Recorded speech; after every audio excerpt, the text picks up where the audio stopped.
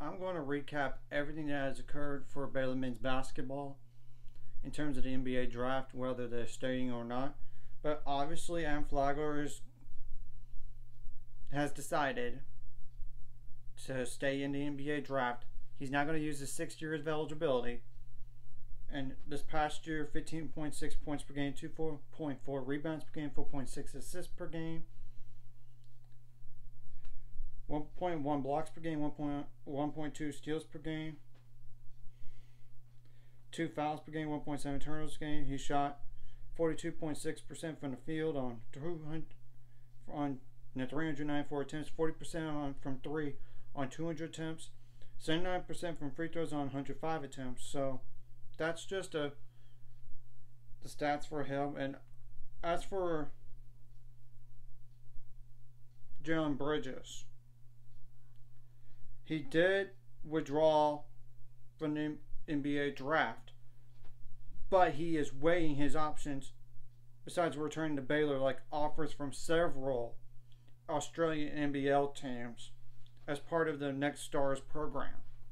So it's not really a relief that he's for sure coming back, it seems, right now.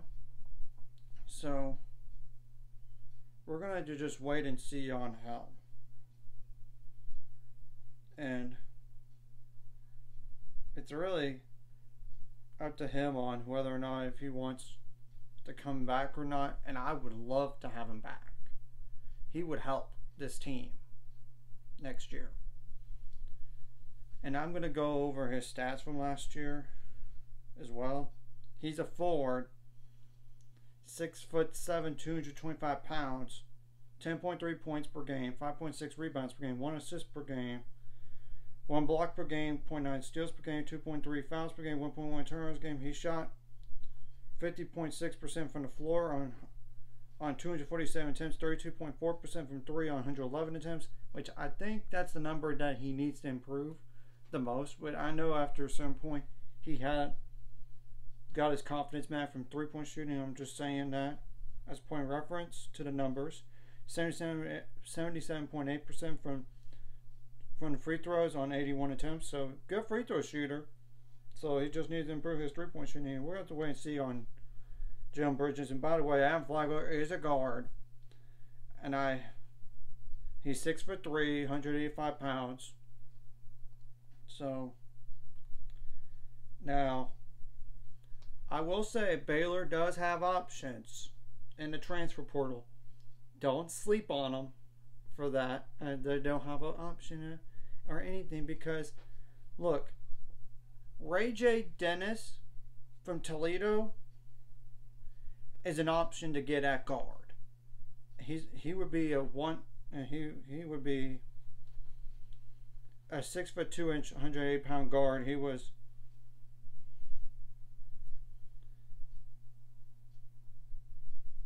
I believe he was in college for 4 years already, but technically he has 1 more years of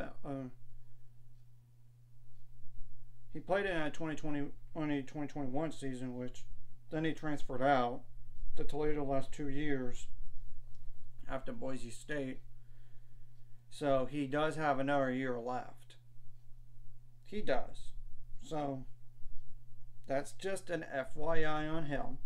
He would be like another option. I would also say they have Olivier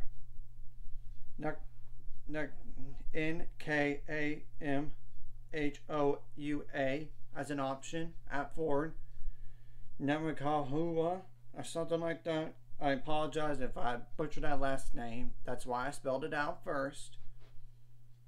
From Finland, 6'9", 236 pounds at forward.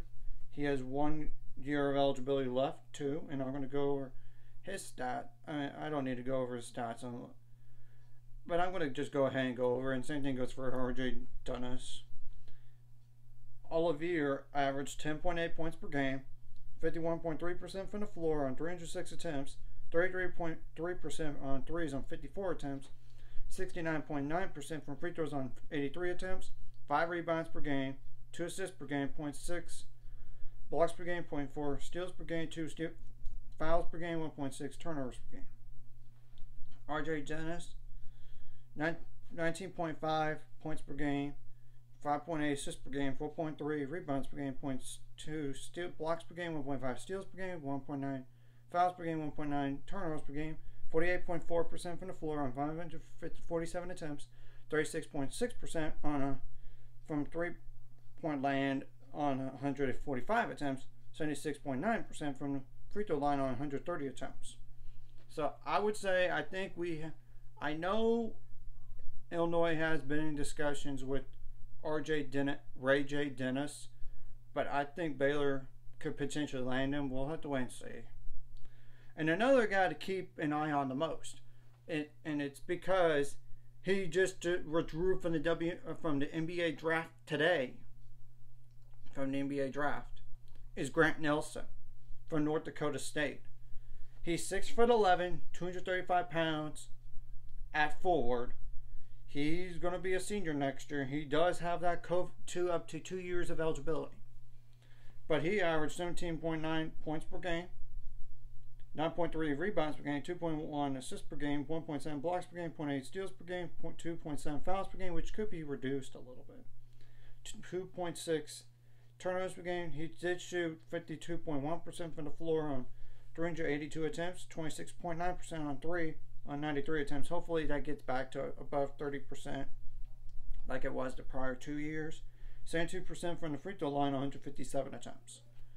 I'm just mentioning those three guys as potentially options. I think Baylor somehow lands 2 out of these 3 guys.